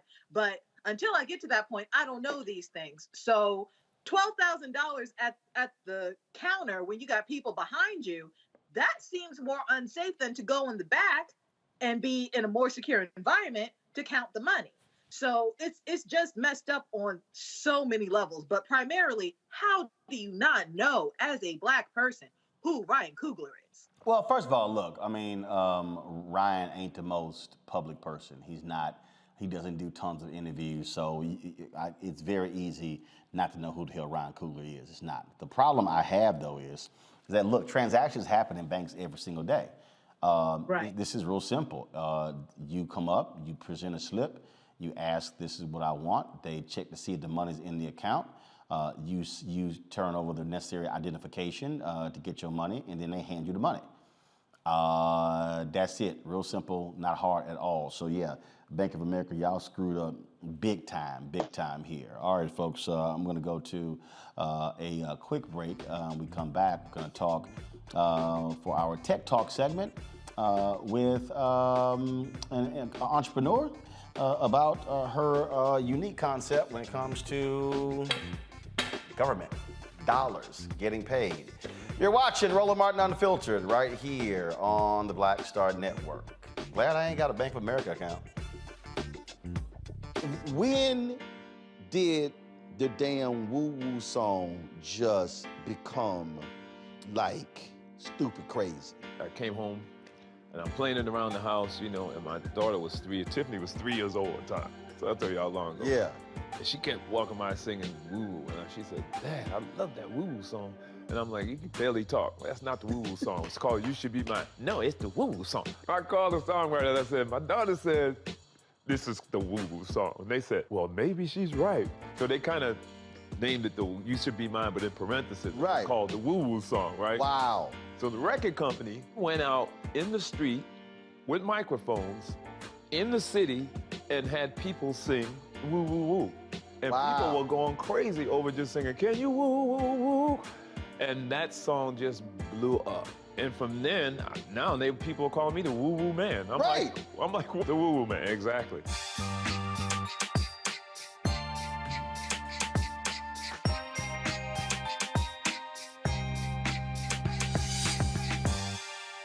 Peace and love, everybody. I'm Purple Wonder Love. Hey, I'm Don.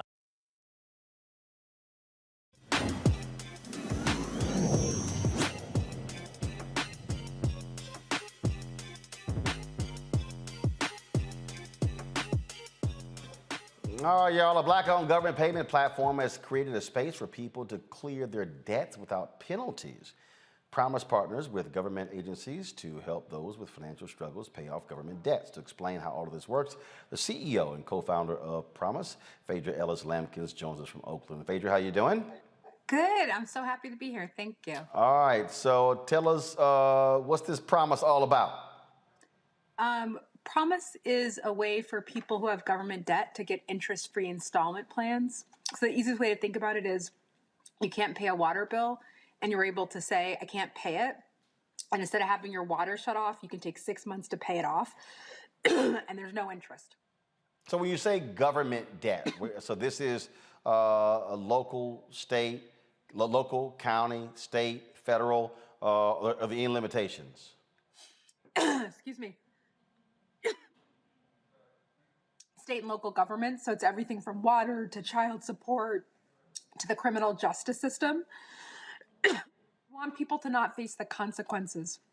And so instead of losing your license or losing your barber's license. So hold tight 1 second. I'm gonna do this here. I'm gonna let you get a drink of water so you can clear something that's in your throat so you can be able to talk. And so what I'm gonna do is I'm gonna come right back on the show. And so let's do this here, okay, folks? I'm gonna do this here. I'm gonna talk about this story out of New Jersey, and then I'm gonna come back to Phaedra and talk about this here. So again, and give her time to get her particular throat straight. A man in New Jersey, folks, of course, was involved in a hate crime. Now he is having to pay the price. Well, thank goodness he's having to pay the price. We told you yesterday where, of course, Kristen Clark was testifying before Congress about the situation that we're seeing in terms of hate crimes in this country. It's increasing in this country. We saw it go up dramatically under Donald Trump. Well, Michael Mariota pled guilty to making threatening interstate communications to a Black Maryland woman and her family. He admitted he used an anonymous text messaging service to threaten physical harm and send racial epithets to describe the woman. According to a plea agreement, Mariota wrote, "I know where you live now. I'm coming to rape your family and eat my bullets."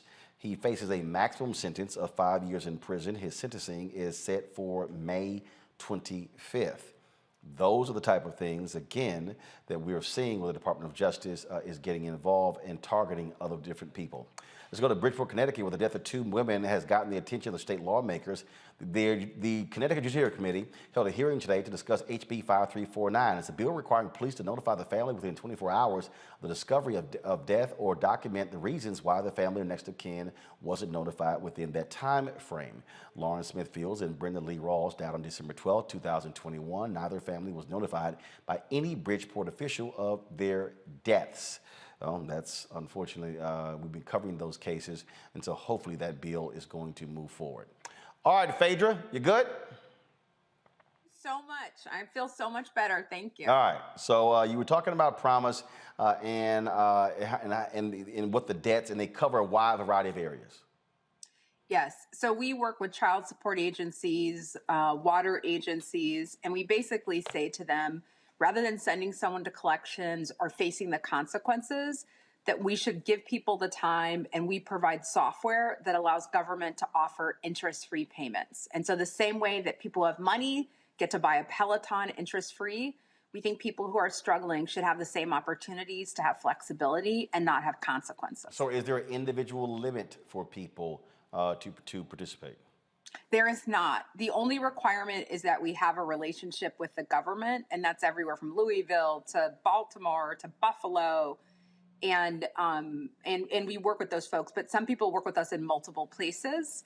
And we find that's important because government debt has some of the most serious consequences. And so being able to offer that flexibility is critical. So if someone owes $500 or somebody owes $25,000, how do you determine if they get support? I mean, is there an approval process? There's not. And so some of our clients owe $25,000. You might have large buildings, or you have a business that was impacted by COVID. We work with the government agency. And so usually the requirements are that you're behind, and we have a 93% repayment rate. And the reason we have such a high repayment rate is because, you know, most people don't want to face the consequences. You don't want to lose your driver's license. You don't want your electricity shut off. But income changes. It's volatile. And so we recognize that not everyone has the same amount of money per month. And so we can give governments predictability, but we give people options. So we only limit it when people don't succeed. And but otherwise, we want people to have opportunity, and we think government should make it easy to pay their bills. Why would we make it hard for people to pay these bills? It doesn't make any sense, and to make it difficult. And in some cases, it used to be where you had to bring in your taxes, you had to come into an office to be able to put yourself on an installment plan. And that doesn't make sense, because for people who have money, it doesn't work that way. Panel questions, Robert. And so, where have you already rolled this out at, and what's been the response thus far when you reach out to partner with different agencies?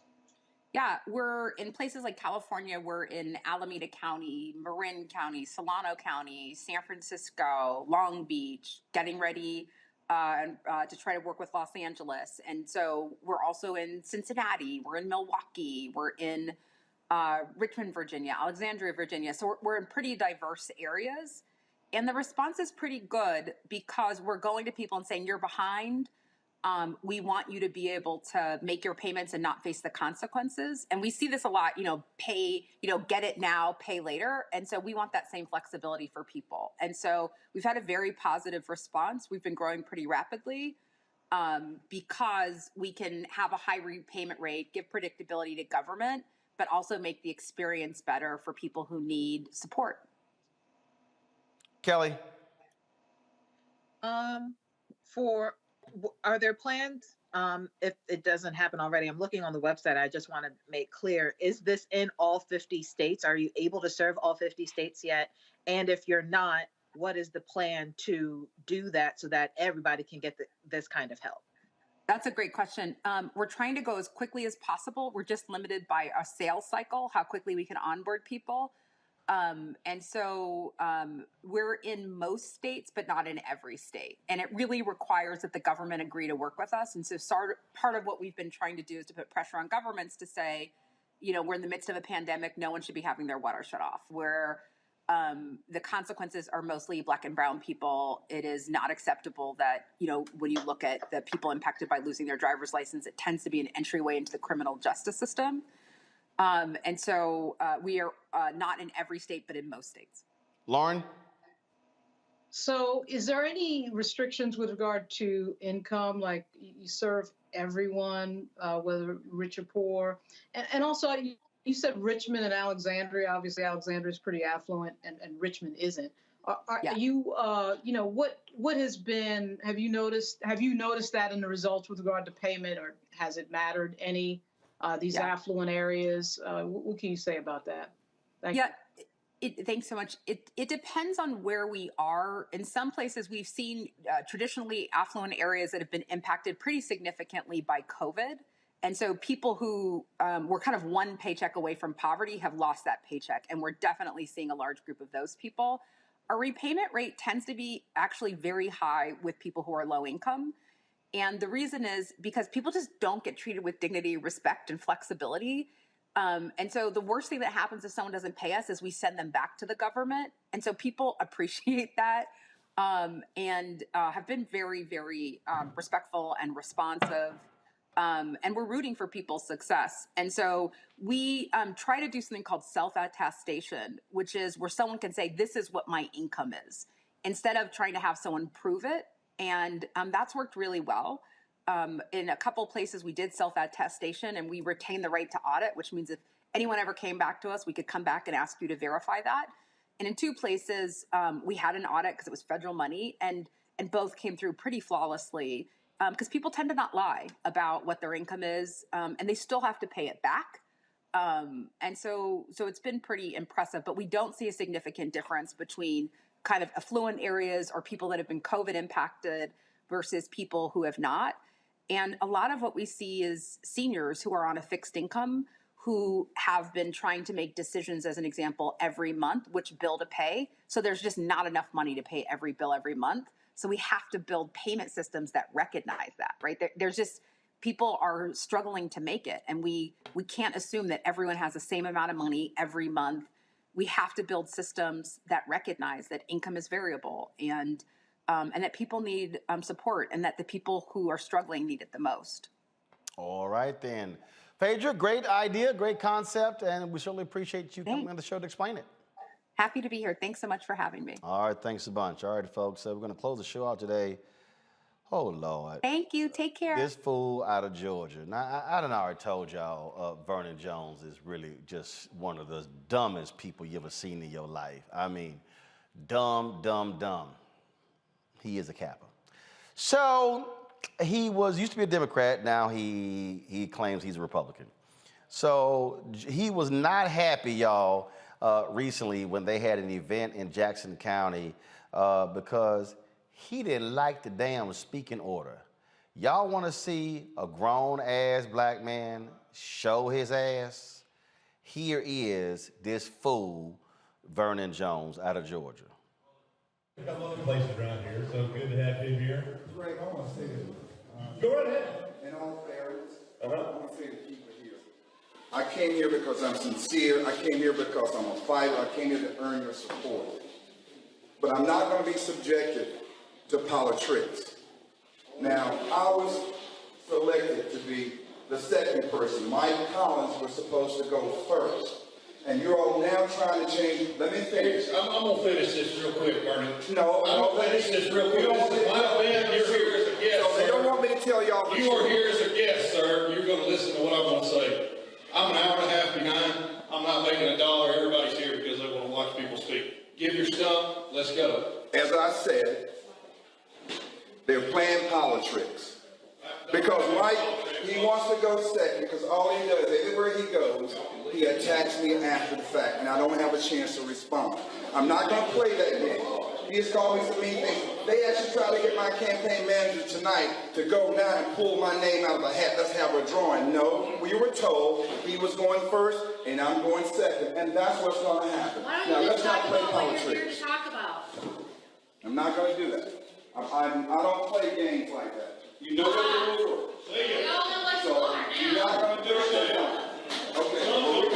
In this case, boss, I'll make sure to let him know. I'm sorry this happened, but I don't play games like that. I'm here. I came here because I'm here about earning support. He was supposed to look. He showed up after 7 o'clock when the speech started. So if you were here, your time slot was ready. My time slot was 8:30. I was here before 8:30, and I was told well in advance that I would be the second person after Mike Collins. Now, they changed the rules on me. Now, if y'all don't think being fair is being fair, then that's fine. I'm not going to subject myself to this. That's not right. And he does have the right not to speak if he would like to, so don't hold against him. Robert, that's your boy from Georgia. Hey, look, y'all ain't about to play around with Vernon. Vernon let these people know he can be down in Jackson County. I'll be damned if I be in a room full of MAGAs in Jackson County, Georgia after sundown making a fuss. But that's who Vernon is. I met Vernon in 2002. He was a speaker at freshman orientation at Clark, Atlanta that year, and we got into an argument within 6 seconds of meeting. This is just who Vernon is. Vernon always going to be Vernon. So no matter what, he is consistent. And look, I hope he got out of there before the sun went down and got back to Metro Atlanta. So more power to him. Lauren, go ahead. You know, I never thought that I would be saying this, Roland. Okay. But I've been working in politics since I was 13. My mother worked for a politician in New York, and I worked for that politician. I was like 14, 15 years old. And I got to tell you, there is nothing more obsessive than speaking order at political events. I have seen people melt down time and time again over speaking order. I've seen people melt down over, oh my God, the vice president or Barack Obama is going to speak at this thing, and I want to speak at it, and I've got to speak at it, and it's got to be at 8:30. I mean, I've seen this before. So even though I know Vernon Jones is nuts, I kind of feel for him a little bit, because I've seen this behind the scenes multiple times, and it's just the weirdest thing. People are obsessed with speaking order when they speak, and then if they get skipped over, they flip out.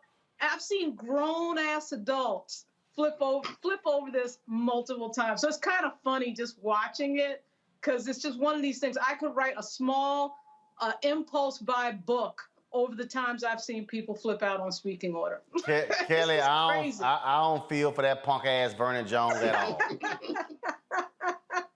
At all. I mean, it was the people leaving in the background for me. Like, they didn't even care whether he was going to speak or not. And that's so typical local politics, to just kind of leave when you want to leave and come in when you want to come in. The irony is not lost on me that allegedly he arrived on CP time and still wanted his slot, allegedly. If you heard the tape, it said that, the thing started at 7, but because he was supposed to speak at 8:30, he felt like he could come in late. Clearly, these color redacted people do not do CP time. So, that's the way the cookie crumbles, Mr. Jones. Either speak or leave, and he decided to leave. Oh, man. It's just so funny to watch that. I mean, it's just so crazy. Look, he stuck to his guns. And look, as I said, I don't think any of us will be down in Jackson County speaking. And look, the GOP wanted to reach out to minority voters and stuff, so they got to accept CP time now. You open up the tent. We still gonna get there when we get there. And the GOP has this affinity for these dumb black candidates. These Herschel Walker, Larry Elder, dumb, and basically their only talent is to attack other black people. That's their value to the Republicans. And of course, Vernon Jones does that really well. I mean, it's just, he's a child, but then, that's who they want in there, and that's what they got. They deserve each other. Well, I mean, it's unfortunate. It is unfortunate that, conservative black people have been relegated to the furthest side of the spectrum of stupidity. Right.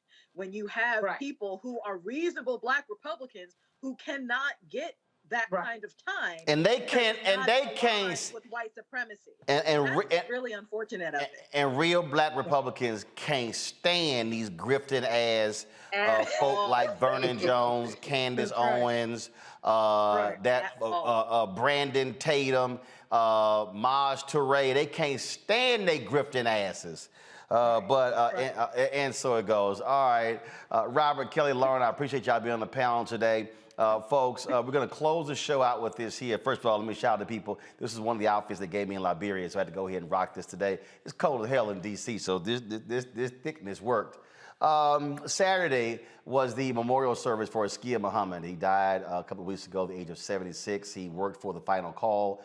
He wrote for the Afro-American. He worked for other black newspapers, the Informer. And he, of course, did radio as well. And so there was an event at Busboys and Poets in D.C. on Saturday. I went by and said a few words as well.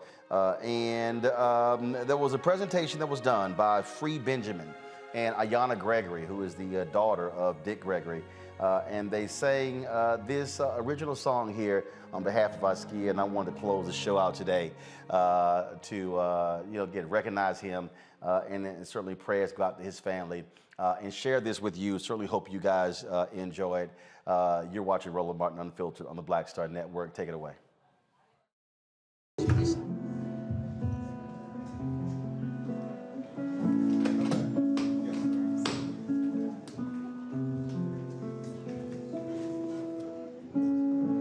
It's all about love.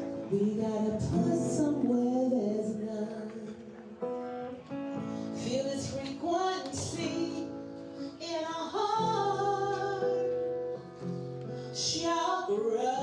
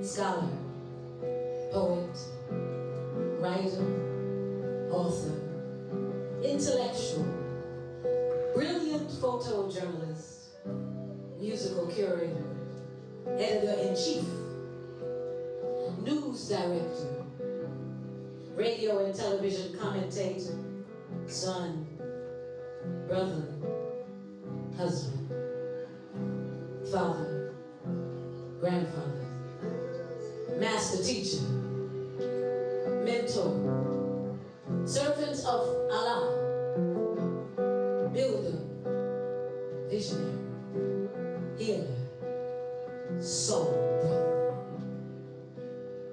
Ashe, ashe, ashe, ashe. Askia, your voice is free as a bone. Askia.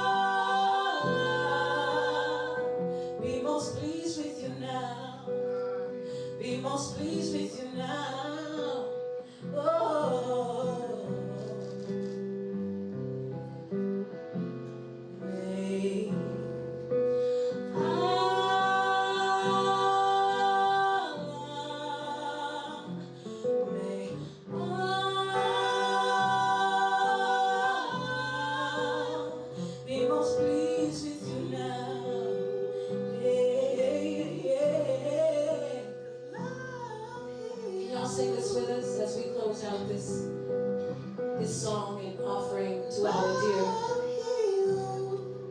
So if you would just sing with my sister singing, if the ladies and the women can sing in the higher octave. Love heals. And if the brothers can sing in a lower octave. Love heals. And if we can just create a symphony orchestra for our brother. Love heals. And we know that he can hear us right here. Love heals. Your love for your people, my brother. Love heals. Your love and commitment to Islam. Love heals. Askia Muhammad, your love and commitment to your family. Love heals. Your love for truth and righteousness, it heals. Love heals. Your love for liberation, it heals. Love heals. Your love for integrity and compassion, it heals. Love heals. His love for jazz. Love heals. Your grace and nobility, my brother, it heals. Love heals. Your gentle but powerful presence. Love heals. Your commitment to your people and to humanity, Askia. Love heals. Your healing vibration, Askia heals. Yeah.